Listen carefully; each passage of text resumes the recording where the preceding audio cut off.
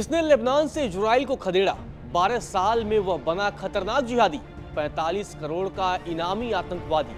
नाम हेतन अली तबाताबाई, जिसे इजराइल ने अब मार गिराया है। हिजबुल्लाह के कमांडर को मार गिरा इजराइल ने हिजबुल्लाह की कमर तोड़ दी है और आखिरी उम्मीद को भी खत्म कर दिया है। सबसे बड़े ताकत को खत्म कर दिया इजराइल ने। चलिए अब आपको विस्तार से समझाते हैं कि तबाताबाई का मारा जाना इजराइल के लिए कितनी बड़ी सफलता है और हिजबुल्लाह के लिए कितना बड़ा नुकसान, और साथ ही आपको बताते हैं कि आखिर ये तबाताबाई कौन था जिसकी मौत ने अब हिजबुल्लाह की कमर तोड़ दी है। दरअसल इजराइल डिफेंस फोर्सेज ने उसे हिजबुल्लाह का चीफ ऑफ स्टाफ बताया और कहा कि वह रेडवान यूनिट की कमान संभाल रहा था। यह वही यूनिट है जिस पर इजराइल के खिलाफ सीमा पार हमलों की योजना बनाने का आरोप है। इजराइल के प्रधानमंत्री बेंजामिन नेतन्याहू के दफ्तर ने कहा कि यह हमला बेरूत के दिल में किया गया है और निशाना सिर्फ तबाताबाई था, मतलब तबाताबाई को मार गिराया गया। अब आपको ग्राफिक्स के जरिए बताते हैं कि आखिर कौन था हेतम अली तबाताबाई। हेतम अली तबाताबाई का जन्म 1968 में बेरूत में हुआ था। आपको बता दें कि उसकी मां दक्षिण लेबनान की रहने वाली थी और पिता ईरान से ताल्लुक रखते थे। सैयद अबू अली के नाम से वह विख्यात था। 12 साल की उम्र में हिजबुल्लाह से जुड़ा और इसके बाद से वह हिजबुल्लाह के शीर्ष कमांडर तक पहुंचा और हिजबुल्लाह के सबसे नामी गिरामी आतंकियों में से एक बना।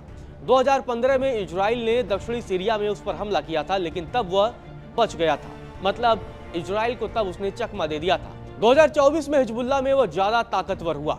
इसके अलावा 2016 में अमेरिका ने आतंकवादी घोषित किया था। 45 करोड़ रुपए का इनाम उस पर रखा गया था और इसके बाद अब इजराइल ने उसे मार गिराया है। इजराइल के साथ सीजफायर लागू होने के बाद आपको बता दें कि तबाताबाई को हिजबुल्लाह का चीफ ऑफ स्टाफ बनाया गया था।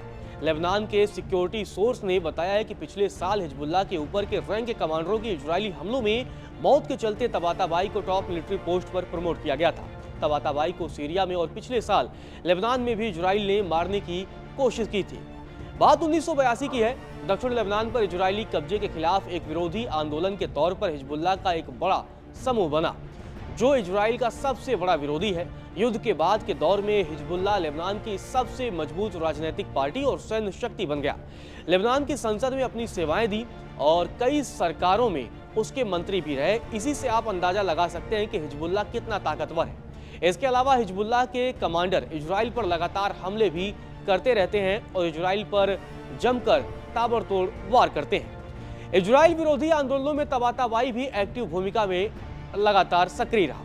1996 से लेकर 2000 के बीच इजराइल के दक्षिण लेबनान से हटने तक उसने हिजबुल्लाह के नबाती अक्ष और कमान क्षेत्र का नेतृत्व किया। इसके बाद उसका प्रमोशन हुआ, मतलब अब वो बड़ा आतंकवादी बन चुका था। बात सन 2000 से लेकर 2008 के बीच की है। तब तक उसे खियाम धुरी का नेतृत्व की जिम्मेदारी सौंपी गई और जुलाई 2006 में युद्ध के दौरान भी कमान संभाली। इस दौरान इजराइल और हिजबुल्लाह के बीच 34 दिनों तक लगातार युद्ध चला था और इसमें तबाताबाई ने अहम भूमिका निभाई थी। हिजबुल्लाह के एलीट राडवान फोर्स के गठन में भी तबाताबाई ने अहम भूमिका निभाई थी। यही वो फोर्स है जो लगातार प्लान बनाता है, रणनीति बनाता है कि आखिर इजराइल के खिलाफ किस तरीके की कार्रवाई की जाएगी।